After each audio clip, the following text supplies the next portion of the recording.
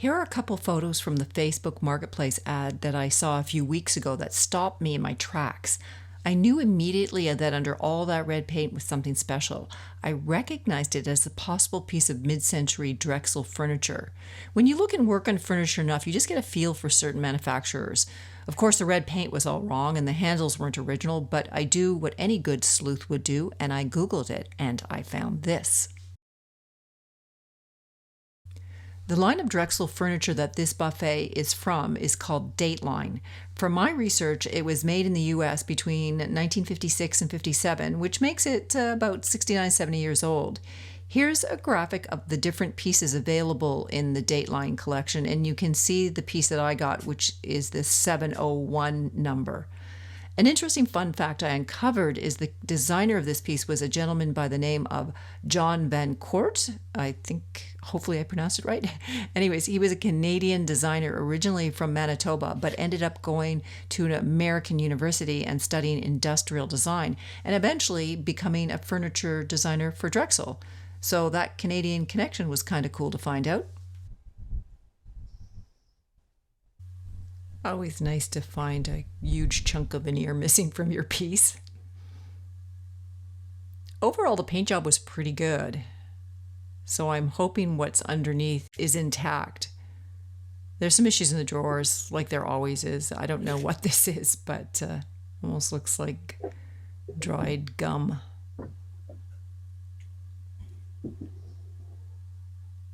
The biggest issue will be removing all the red paint. My worst fear is that something's gone wrong with the veneer underneath all the paint, because you never know if somebody is sanded through veneer or if they've just painted right over the finish. Until you remove it, you just don't know. So keeping my fingers crossed. It looks like this piece is usually mahogany from my research, so I'm hoping that it's a beautiful mahogany underneath this, but we'll find out. So happy to take off this hardware.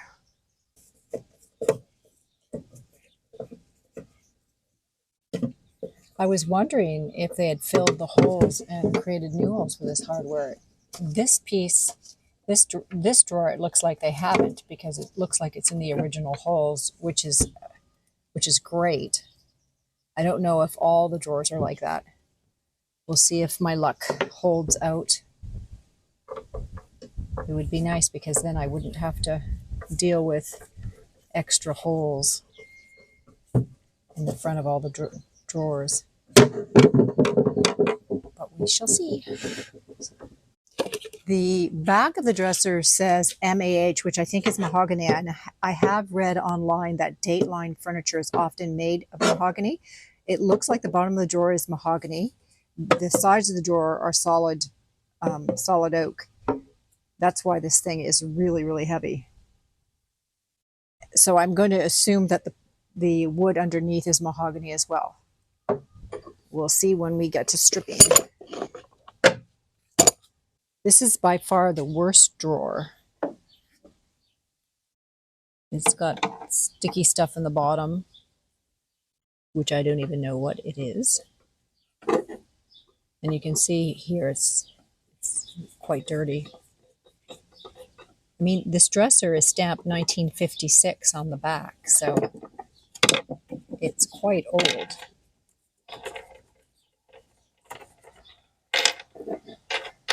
Normally, I would take the drawer bottoms out just to make the sanding a little easier, but Drexel makes their drawers so well that it doesn't make it easy to take the drawer bottoms out. If I wanted to take the drawer bottoms out, I would have to remove half of the drawer bottom. So that's not happening. So I'm going to just sand and clean it up as best I can with everything intact. It just makes it a bit more difficult. But it's what you got to do.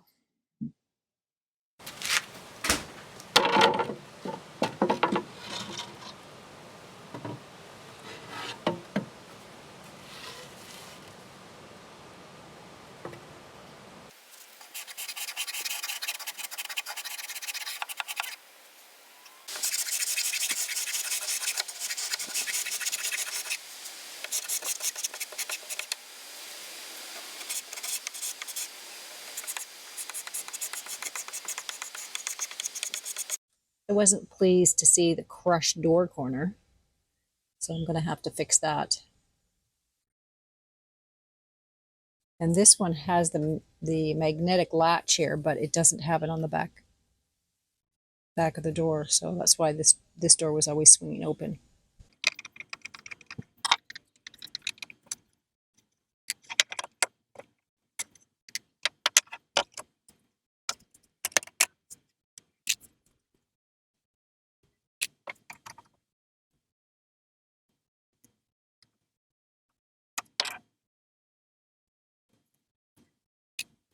I've just taken the hinges off, and I think they've been replaced. These look way too new to be from 1956.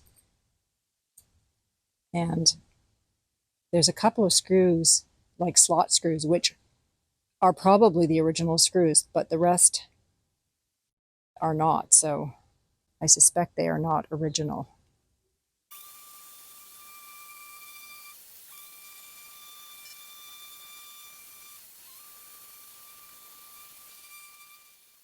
I use a combination of sanding and scraping to clean up the front of the buffet. 120 grit on the solid pieces of wood, and I use 150 grit on the veneer.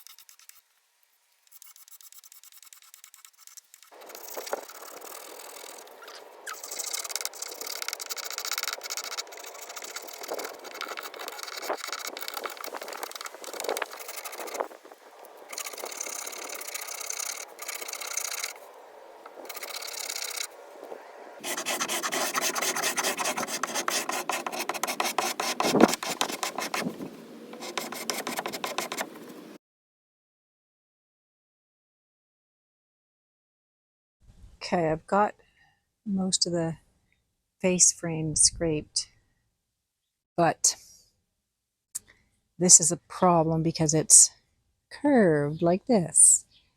So I can't get the scraper in there. So it's solid wood, so I think I'm just going to go in with a super aggressive sandpaper, maybe like 80 grit, and just try to sand the red paint off because there's no veneer on the legs, so no worry on that score.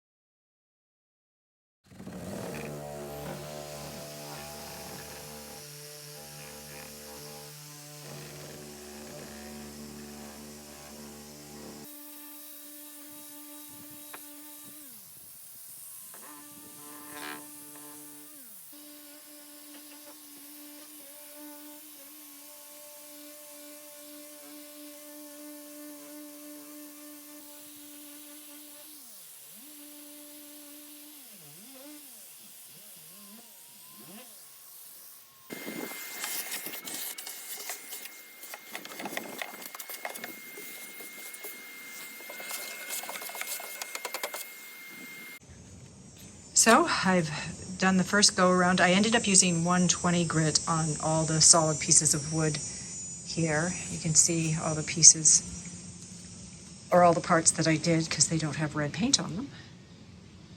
But it is hot and I have been working for hours, so I am quitting for the day.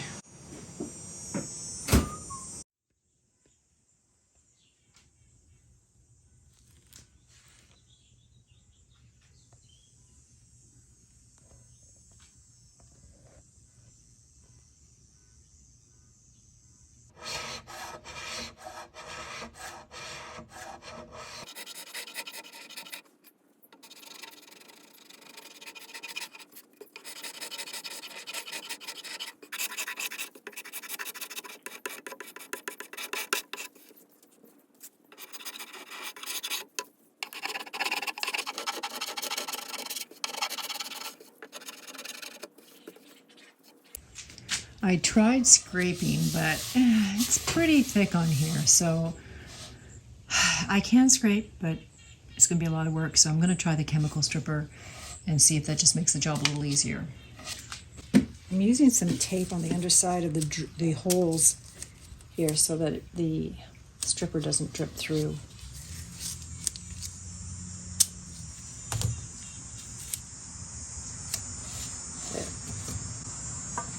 There. Okay. Let's see how well this stripper works on this paint.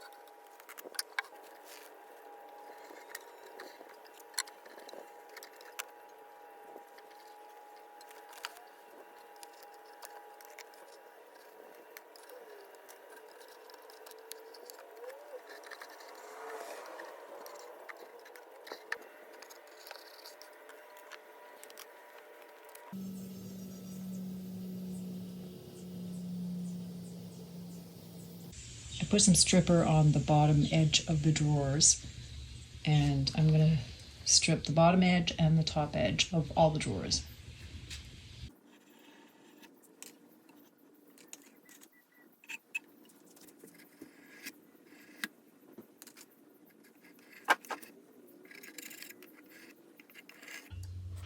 I'm using some more paint stripper with some steel wool just to get all the little bits that are left over that the scraper and the initial removal didn't get. It just helps to clean it up a little bit better.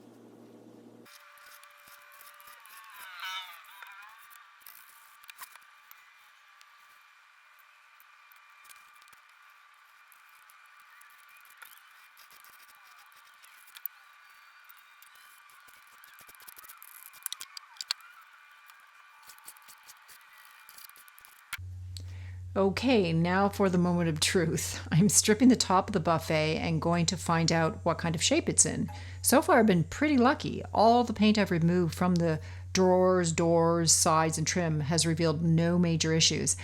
And I think the reason for this is that whoever painted it painted on top of the original finish. So the original finish protected it from the paint job.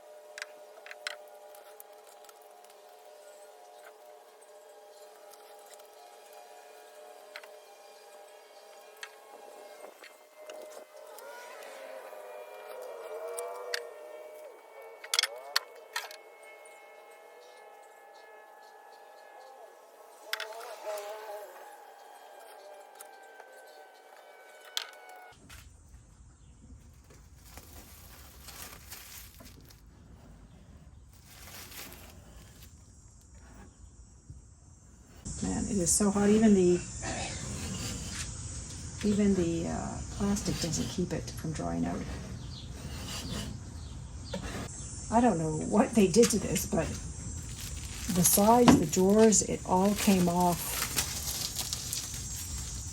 so easily. It went right down to bare wood, and when I take this off, it's still red.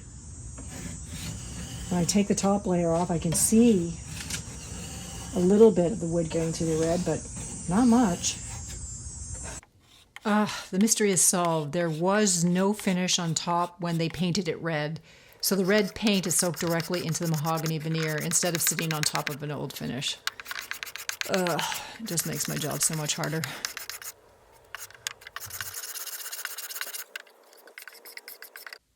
So this is what the top looks like after several rounds of stripper and scraping. My worst fears have been confirmed. They did indeed sand the top before painting because I can already see several areas of sand through under the red paint. I'm going to have to take the sander to it again because there's no way the red paint is coming off without it. I will try to be very careful around the sand through areas as not to make them any worse, but at this point, it's my only option. I'm still hoping that I'll be able to save the top, but we'll just have to wait and see.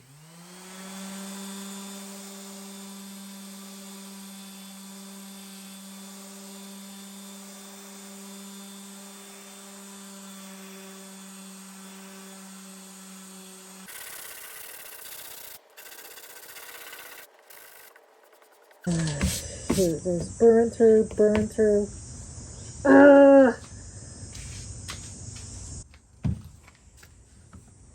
Oh, unfortunately, there is burn through, and it's not from me. It's from whoever sanded it before. I was afraid of that. Oh boy, I don't know what to do now. I'm so disappointed. Everything had been going so well. Everything that I had stripped the paint off, the veneer all looked good, and the wood looked good everywhere. And now I'm seeing right here, there's a little bit of burn through here. It looks like a bad patch here, and there's a little bit along the edge here. So I don't know what I'm gonna do. I'll just sand the rest of it, and after it's all sanded, I'll decide. Now this is what burn through looks like. I did not do it. It was there from before. There's some more here. That's why I stopped sanding. I could see that there was lighter and some darker streaks here, which indicated to me that somebody had burned through the veneer previously. Same with along the edge. Oops, let me see if it'll get in focus there. Just a sec. There we go. Some burn through along the edge. I saw this through the paint. There's some black streaks there, burn through there. As I look more carefully down here, I can see there might be a few more areas of burn through. So I'll see how bad it is after I sand everything, and make a decision then. Yeah, it looks like there's some burn through over there as well. Crap. It is late afternoon, and I am done in more ways than one. I've just hand sanded the entire top after stripping and scraping it, and early on in the scraping I noticed areas that look like there was burn through. Now my suspicions have come true. There's burn through right here. There's a burn through mark here, all along this edge. There's swirl marks everywhere, so someone obviously used a very aggressive sander on it and didn't really know what they were doing. That's all. This area is okay until you get down here. Again, a little bit of burn through here, quite a bit of burn through all along the edge, a little bit along the edge here, and I'll just give you a good overview of the whole thing. It's such a shame because it looks so far, this is the last thing I had to strip, and everything else looked like it was going to be in good condition once it got sanded. Nothing looked like there was any major problems. And then of course I come to the top, the last thing, and that's where all the problems exist. So I don't know what I'm going to do right now. My options are I can try to apply a stain to the whole top and then in-paint the areas that have burned through and just try to camouflage it that way. I can just paint an opaque color on the top and call it a day and leave the rest, you know, in some sort of wood finish. Or I can try to re-veneer the entire top, which is the most expensive option. So I don't know if I'm going to make a lot of money on this one, so I'm kind of not inclined to get the veneer, the new veneer for it, because I don't know if this style of mid-century is that desirable right now. And I don't have the original knobs, and so it's not like I'm bringing it back to its original anyhow. So I'm going to give it some thought. I'll think about it tonight. I'll look at it in the morning and see what I feel like doing. I'm just too depressed right now to think about it. So I'm not going to think about it. I'm going to call it quits. See you in the morning. Hopefully I'll be in a better mood. Well, it's the next morning and I'm in a better frame of mind, but I'm still going to defer my decision about what I'm going to do about the top because I've got so much work left to do on the body of the buffet. So I'm just going to get to the stripping and the sanding of the rest of the piece.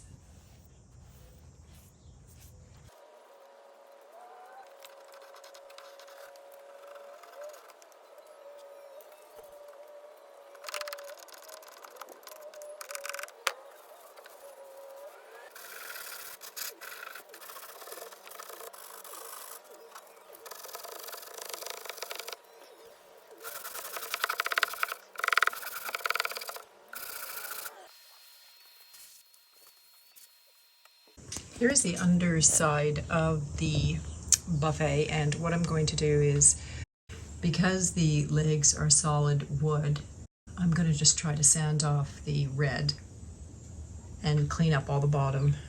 Sand it clean, just needs a general cleanup. I'm not going to bother using the stripper on here because I think I should be able to get it off with the sander. And I am not going to videotape it, I'll just show you what it looks like afterwards.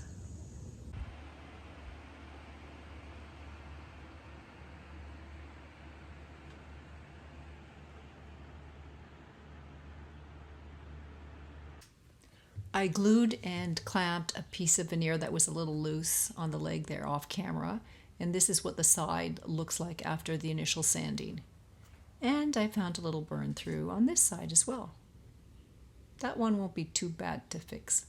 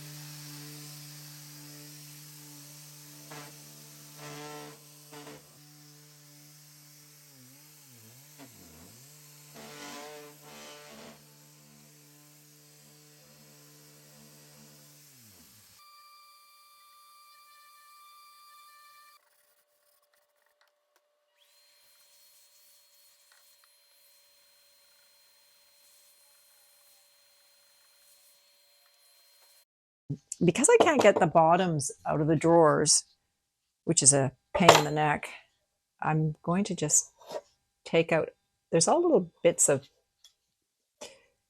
paper, and I'm going to just sort of grab them with this dental pick.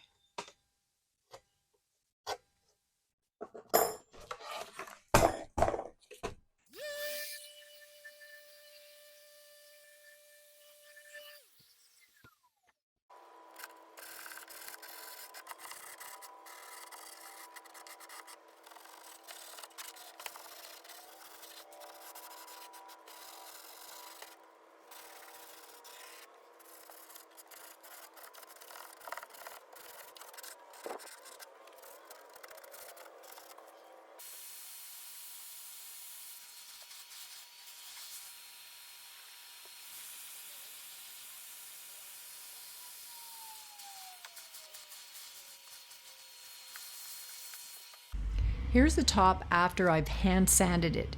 It's the best it's going to get. I've decided to seal the top with a sanding sealer. Then I'll attempt to in-paint the worst parts with a combination of Blend-All powders, Blend-All sticks, paints, markers, you name it, I'm going to try it. After that, I'll try to camouflage the whole top by adding some toner. The idea is to make it quite dark, and hopefully that will hide all the burn through. And if that doesn't work, I'll just paint the whole top.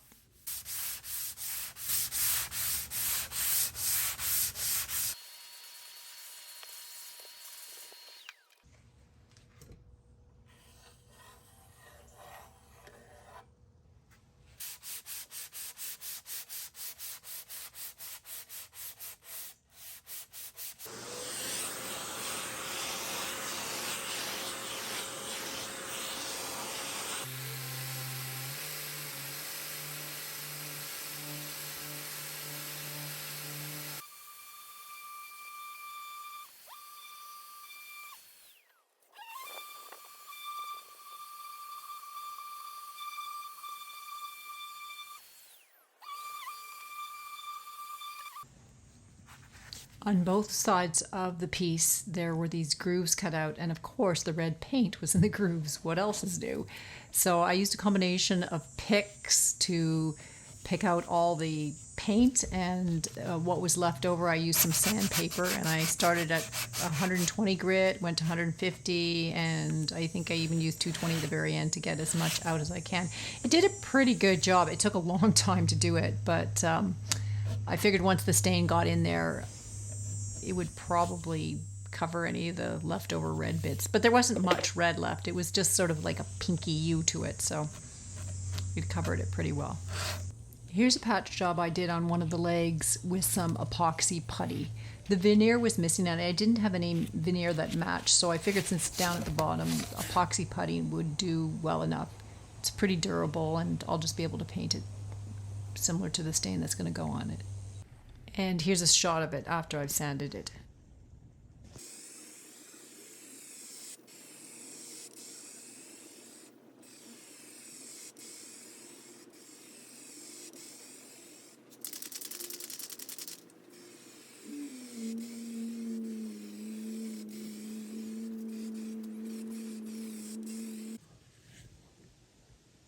Okay, here's a really good view of the sand through. And what I've done is I've given it 2 coats of vinyl sealer, and I'm going to put some gel stain on it now to see if I can just darken up everything without making the burn through parts really dark. That was my aim with the vinyl sealer, because I didn't want the stain to be absorbed into the burn through pieces really dark. So we'll see what happens.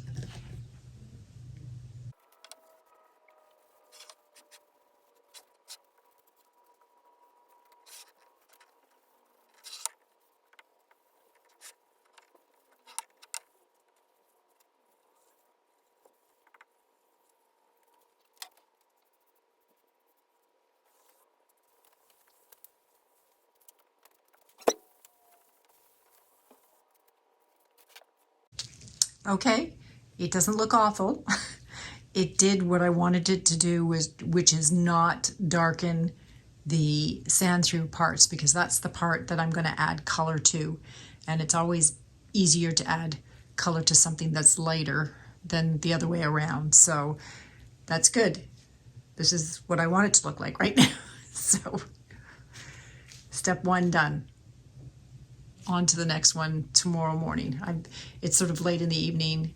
I just wanted to get a coat on so it could thoroughly dry, so I'll be able to start the in-painting tomorrow.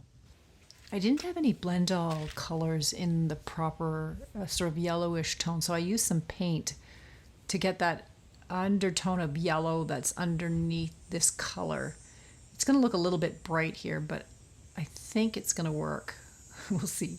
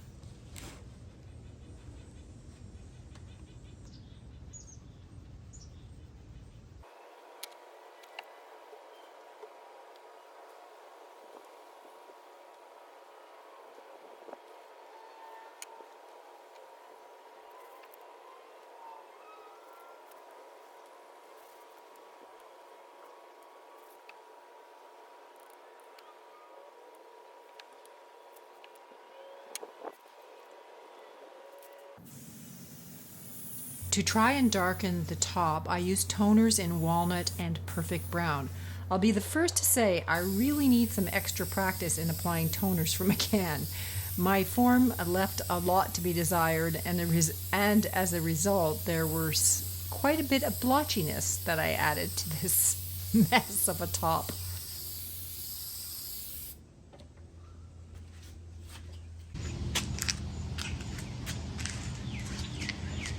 I'm hoping that once the lacquer goes on, it'll be a little less blotchy, but you know, it is what it is. I either re-veneer it, which I don't want to do because it's just going to cost me too much money and I'll never make my money out of this thing. So, or paint it a color, which I also really don't want to do. If I paint it, the only color that would kind of go with it is black, and I'd have to paint the top black, and then then I'd have to paint something else black so that it just wouldn't look too odd. So I'm gonna leave the top as is, and just that's my decision.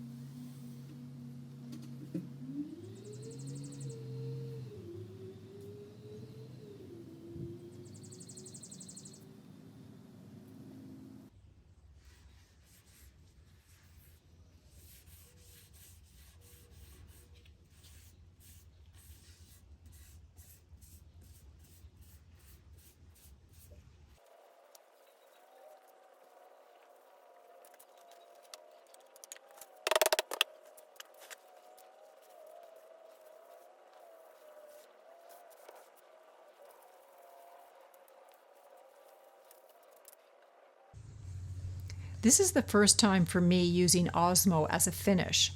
I opted to spray lacquer on the top of the buffet because of all the toners that I was using, but I really don't like spraying if I don't have to because of all the toxicity.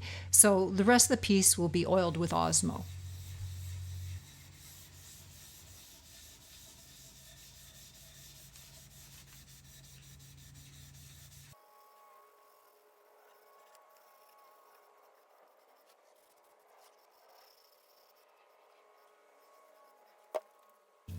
Just when you thought you were finished doing all the repairs, I found this little bit of sand through on the edge of this drawer. So I'm going to use the Blend All sticks just to camouflage it a bit, give it a bit of sanding sealer, and then I'll apply the Osmo.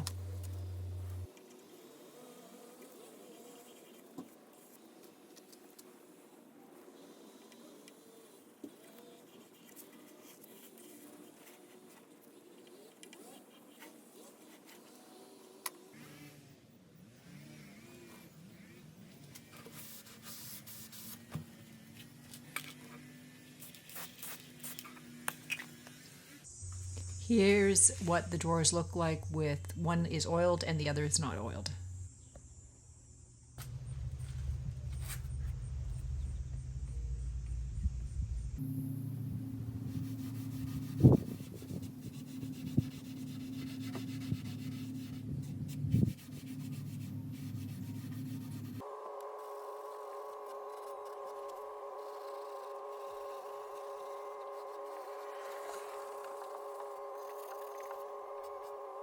I'm in the home stretch. This Drexel buffet was so worth saving. It's 69 years old and there was not a glue joint that was loose, not a drawer rung that was cracked. It's as solid as the day it left the factory. Did I encounter some problems along the way? Yeah, a big yes. Did I solve the problems? Well, kinda. Of course, I'm talking about the top. I'm not 100% happy with it, but unless I attempt this kind of repair, I'll never get good at it. I'd love to know your thoughts on it. Would you have spent the big bucks and re-veneered the top, or would you have just given up and painted it? Or heck, maybe you would have painted the whole thing. Anyways, drop me a line in the comments and enjoy the transformation. Catch you next time. Bye.